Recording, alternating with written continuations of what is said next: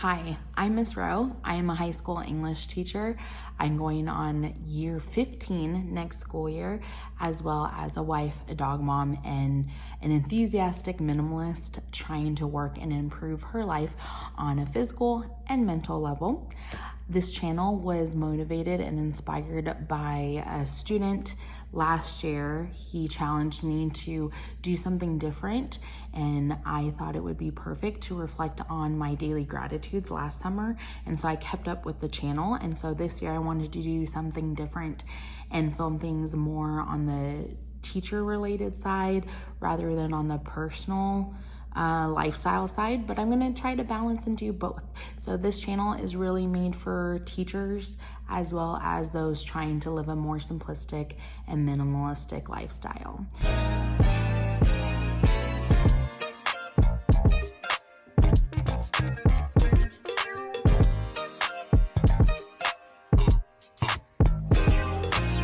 This video, I will be focusing on the 10 top reflections I made as a teacher this past academic year, 2025 to 2026.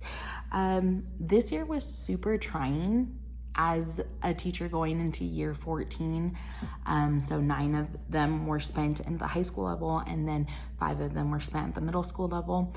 I have taught in California, Arizona, and here now in New Mexico. And in every place, I've learned something different. What hasn't changed though is the stress behind the closed classroom doors. I know most people understand that there's always the hidden things behind the curtain or swept under the rug, whether it be at work or at home. And school education wise, this past couple of years has been super draining, to say the least. There were a lot of administrative changes over the past couple of years where I work at, and learning to juggle the changes as well as learning how to juggle my own personal health and well-being was something that was super trifling this past year, and something I had to learn how to manage on my own as, again, a teacher, a wife, a dog mom, and just a person in general. So my top 10 reflections reflect really the classroom, but it can also be applied in the house. So number 1, it's okay to say no to commitments. That's something that I think every teacher struggles with, drawing that line and making sure to stick to it. If you say no to something, it's okay.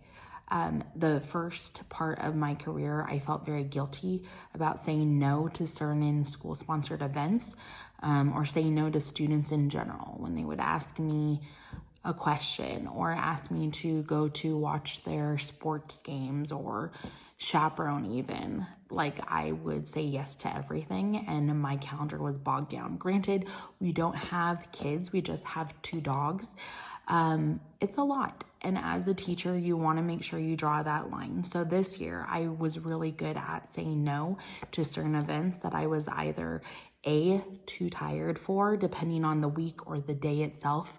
Number 2, I didn't want to pay for every event. There are home events that I would be let in free, and so would my husband, but there were some events that I would have to pay for, as well as pay for his ticket going in, and that's a lot. And when you go to an event, it's the ticket, the entry fee, as well as like food, because sometimes you can't leave and bring food back in. So you're kind of forced in a way to pay for items there, and that adds up. And I had to say no for my mental health as well as my physical and financial health too, and well-being. And it's, again, okay to say no. Same thing goes for your home life outside the classroom. Being able to say no to certain things or certain people is a good thing. And yes, you will feel guilty at first, but drawing that line helps establish your well-being mentally and physically. Reflection number 2 is making sure that you build rapport with your students. In the classroom, it's super important from day 1 to establish that rapport and connection, because you want students to buy in. I mean, any job, you want your clients, your customers to buy into whatever you're doing, right? And in the classroom, if you don't build that rapport immediately, you've lost that student. It's hard to get them back. Again, once you establish that you care and that you love them and you are kind, usually students will perform and do better in your classroom because you build that connection. Same thing goes at home. When you build that connection with family and loved ones, you build that connection that lasts forever. And when you're genuine with them, usually you'll get genuine and authentic connections, right? Or responses from them. When students, especially in high school, that when they detect that you are not authentic and that you don't care and you're just doing it for a paycheck, chances are you will have classroom management problems. And I'm not saying that goes for everyone, because some people, it does work for them. They run a tight ship and it's okay that they don't have strong connections with others. But for me personally, I strongly believe that if you build rapport with every student, even if the rapport, because the rapport will differentiate between student to student and then period to period. If you teach middle school or high school level, sometimes period 1 will be much different than period 7, because it's the end of the day, beginning of the day. Things happen from the morning to the afternoon, during lunch, etc. So building that connection and making sure that there's some sort of connection, whether it's just saying hi, smiling, asking how their day was or how their game was, right? Even if you didn't go, but knowing that that student is part of something outside of school and trying to bring it into classroom conversation really shows to the kids that you care enough to see them more so than just a student. Because I always tell the students, I'm more than just a teacher, because they have to learn how to respect boundaries. And it goes with number 1, reflection, right? Learning how to build that boundary with time, but also building the boundary with rapport, making sure that the rapport is on a professional level, but can also help with the classroom and making sure that students feel a personal connection to your class and to your subject and content level. And ways you can integrate rapport is by making lesson plans relatable. And how you can make things relatable is simply including current slang. Even if it makes you sound silly, kids buy in and they listen to that. Knowing that you are paying attention helps them understand that you're always listening, that you're always willing to connect with them on their level, but also bring it up to expectations and the rigor that you would like in your own room.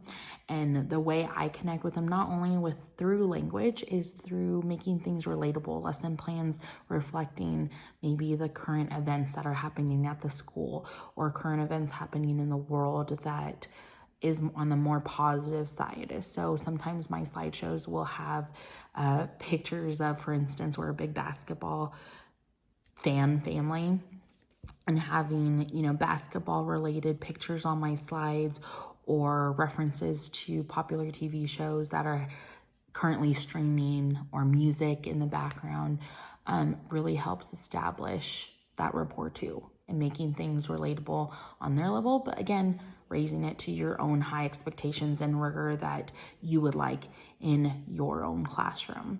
And I can also do that through my music. I have an instrumental playlist that I love to play during passing periods. When the kids come in, it's just a different vibe than just walking the hallway and hearing the bells and, teachers yelling or whatever it is. Like, having that music helps ground me as well as ground them. So sometimes I allow them to give me their favorite songs, and then I'll find their instrumental song version of it and have a playlist just playing in the background. Something that was really fun this past year, couple of years, was playing Disney instrumental, because kids usually vibe with that, or it brings up, memories, and so they start singing to it as well. So it's not just, music that they're used to. It might just be music that they've heard before or is familiar to them. Reflection number 3 is environment can definitely help boost productivity. So in my classroom, I have photo boards, and that's something that was inspired by my own English teacher back in high school. Shout out to Mrs. Birkeland and North Salinas High Vikings if you're watching. But she always had photos of her students throughout her classroom. So did Miss Espinoza, my Spanish teacher in high school. She didn't have like a bunch of photos, but she had like senior posters of graduating classes. And I always thought those were the coolest classrooms because as a student, sometimes I would be inspired by, or maybe not inspired by, the environment. Same thing goes for home. Like my back wall has a bunch of artwork that we've collected, or special photos that we've collected throughout the years that mean a lot to us and reflect who we are. So we have a gallery wall in our home. There's one of Cholula, one of Tondo, a Buddha one, Frida Kahlo, and then there's a mix of Tupac and Biggie, and then, you know, just some of our favorites on the wall. And I try to minimize what we put up on the walls, because once you have too much on the walls at home, it just becomes, you know, too much to process. And then if everything's special, right, and you're putting everything on the wall, it sometimes loses the novelty that pieces have. In my classroom, it's a little opposite. I took the inspiration from Mrs. Birkeland and then Mrs. SB, and I combined them. So I have photo boards where current students can post up their sports photos or pictures from like school sponsored events, as far as like homecoming and then prom. Kids get really excited to put photos up because when students walk in, they see how much love has gone into the classroom.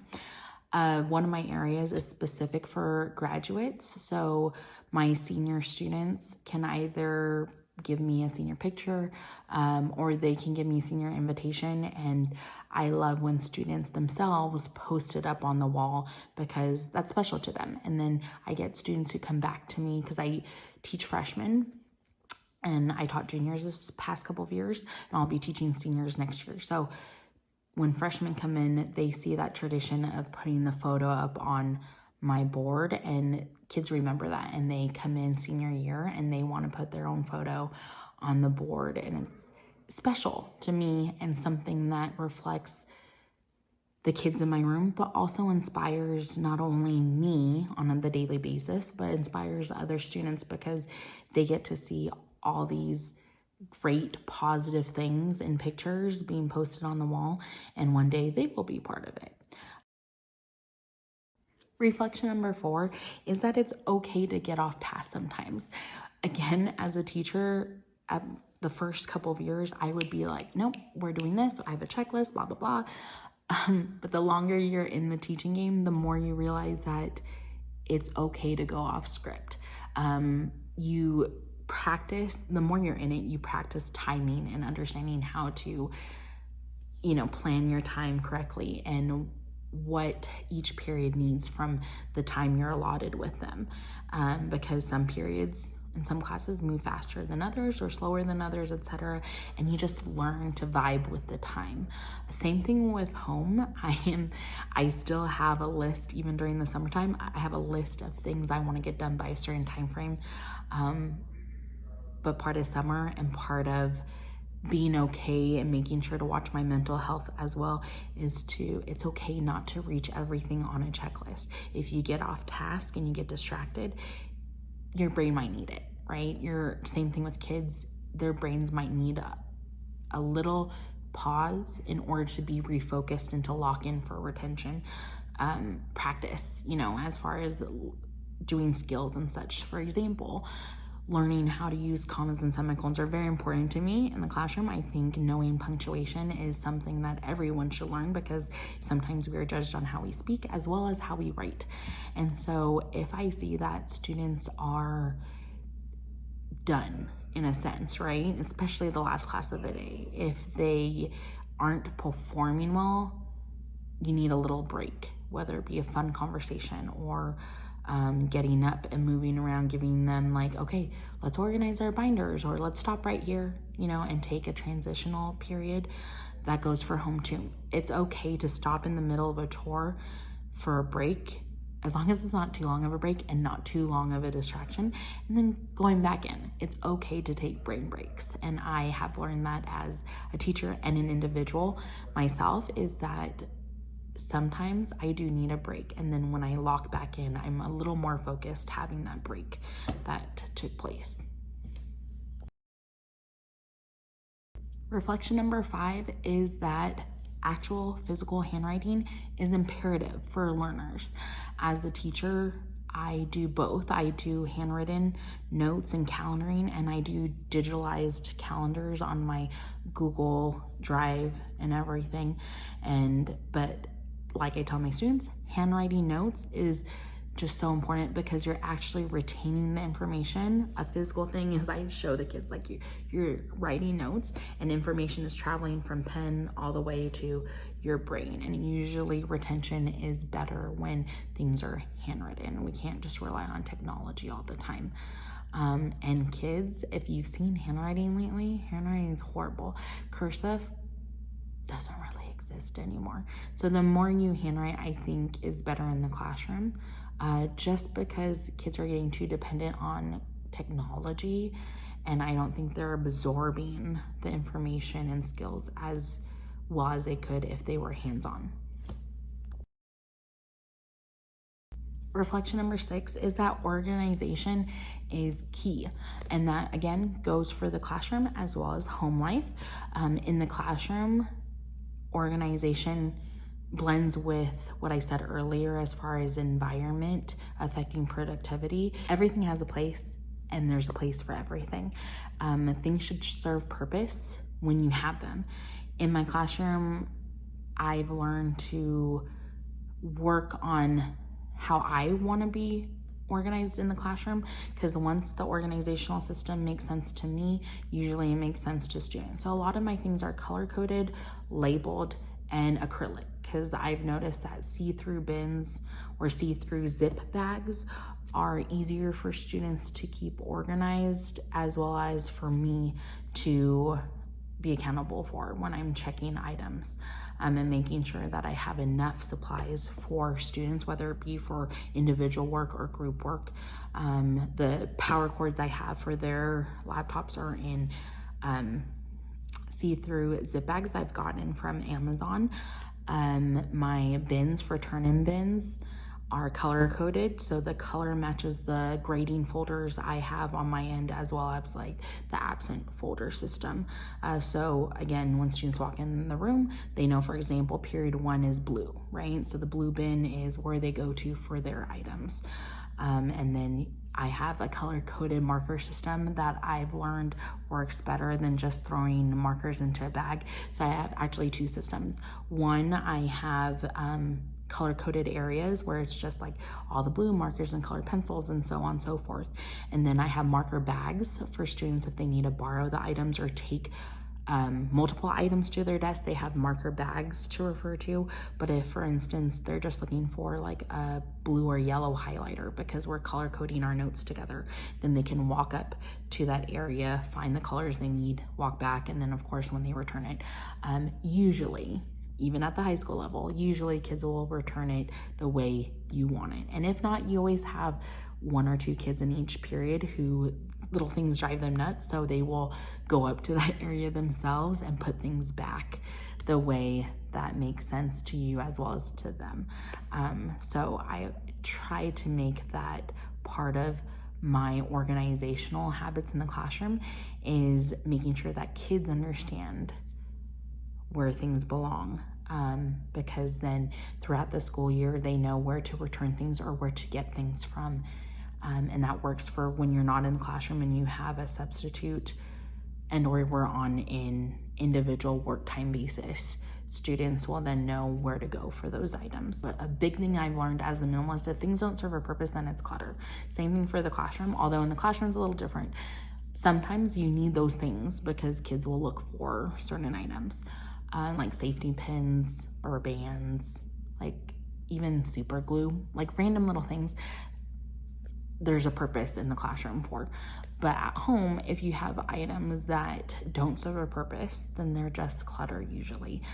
That can apply for the classroom too, but not so much the classroom, more so the home life, making sure that everything is returned to the place and kept as organized as possible. Another way that I reflect the environment and productivity is making sure that students see a little bit of you in the classroom along with themselves, right? So two things that are pretty prevalent in my classroom is Lilo and Stitch or anything Hawaiian related, and Devin Booker or Phoenix Suns related. And so kids draw that in and then literally will bring me items to hang up, and that's special to me. And you get remembered for that. When students walked by my room, they would see a big flag of the Phoenix and Devin Booker, right? And kids I never taught would stop and make conversation with me, whether it was putting me down with my basketball, fanboy love, or, just talking to me, just, laughing at the fact that there was a flag of Devin Booker holding me was hilarious to some kids. And I met so many kids who I don't even teach simply because they walked by or wanted to see this classroom that was decorated with either photos of their friends or siblings and or, all the fun decor that students decide to give me throughout the years. Reflection number 8 in the time of 2026 is that technology can't be the end all be all, because retention, first off, not great with technology. We just assume that not having paper is better for the planet, etc. However, yes, I totally understand. There are some things I do online and some things I do on paper and then online, or vice versa, online then paper. I try to do the best I can with paper because, again, I try to be as sustainable as possible as a human being. However, I run a strict binder organizational system in my classroom, so students learn how to stay organized with notes and handouts and so on and so forth. So having a little bit of technology, not a bad thing, but it serves as a distraction. Again, technology can help. Don't get me wrong, as a teacher, technology is great because you have that resource for, posting up certain things on your Google Classroom or Canvas or whatever you have at your school to have kids go to follow along with my digital calendars or certain assignments, just because it's quicker and I don't have to worry about paper turn-ins and all that situation, is great. However, there's less cheating and use of AI when there's things just on paper and not on a technological platform. Same thing goes for home. Having technology be, the center of how you organize yourself or being used often can sometimes serve as a distraction. But sometimes you can find that balance.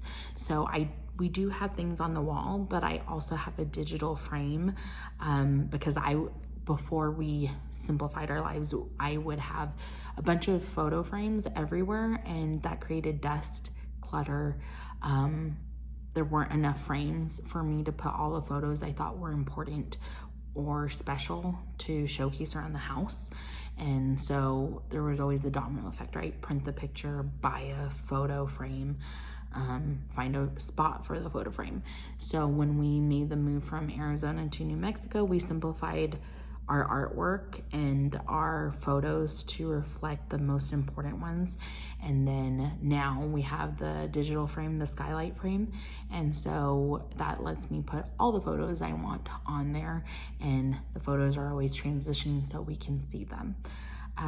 So there's a balance to it. Again, in the classroom, there's a balance as well, making sure that the kids know that you're doing both physical handouts as well as maybe posting things on technology too, and finding that balance, because there are great platforms to utilize that can help supplement your classroom. So I use Blue-Kit as a game area and if you haven't checked it out, I would check Blue-Kit out because it allows you to assess students on their skill sets, but in a fun way. So there's different modes of playing. So a lot of my kids like the gold quest challenge, where they can steal gold from their classmates in the classroom that they're playing against while they're playing.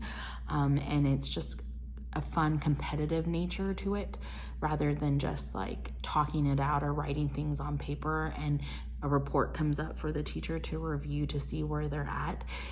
So things like that, or Duolingo, or there's other things like Kahoot. I think Kahoot's a little basic, but like things like that on a technology platform, great. And again, should be a supplement and not your full-on lesson plan, of course. Same thing goes with how often they use their phones.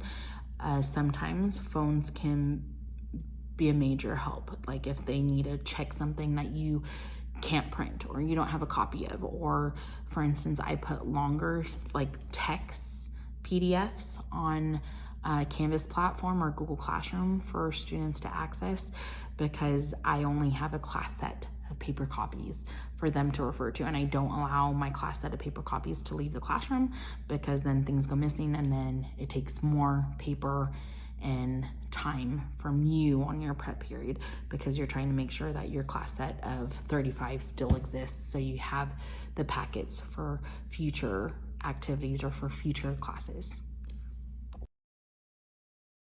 Reflection number 9, words really do matter. Sticks and stones may break my bones, but words will never hurt me. Lies. Okay, words really do stick with you and your students in the classroom. How you say something, volume, attitude, tone, right? All those things really does play in the fact of how those connections are established, as well as how long they last throughout the school year, or throughout the 4 years of high school, depending on which grade level you teach. Learning how to calm yourself down before you address something helps.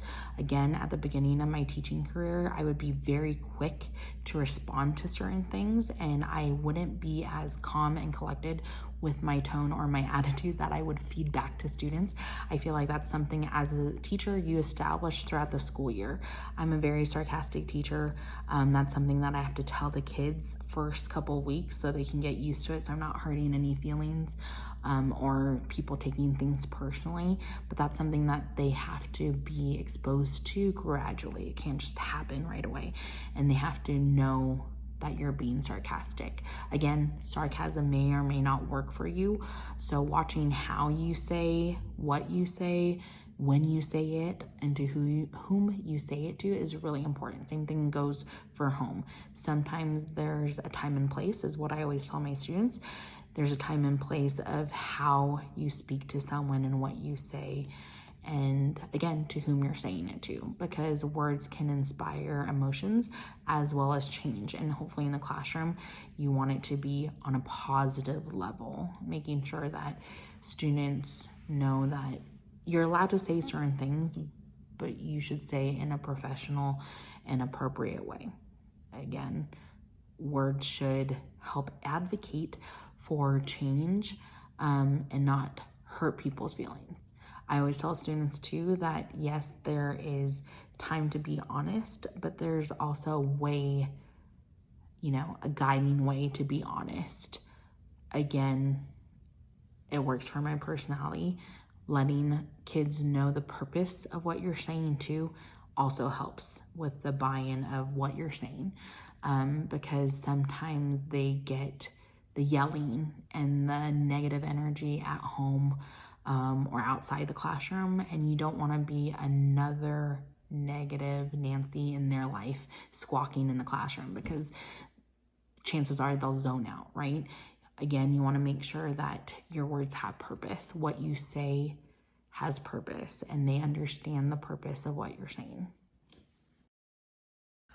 All right, my last reflection, number 10 of this academic year, was learning to reflect on the glows more so than the lows. Sometimes teaching is, no, not sometimes, a lot of the time, teaching can be a roller coaster, an emotional and physical roller coaster, because sometimes the students and faculty and staff members and parents and the community can take a lot out on the teachers, especially in the day of 2026 now. A lot of the times educational problems are blamed on the teachers rather than the system as a whole.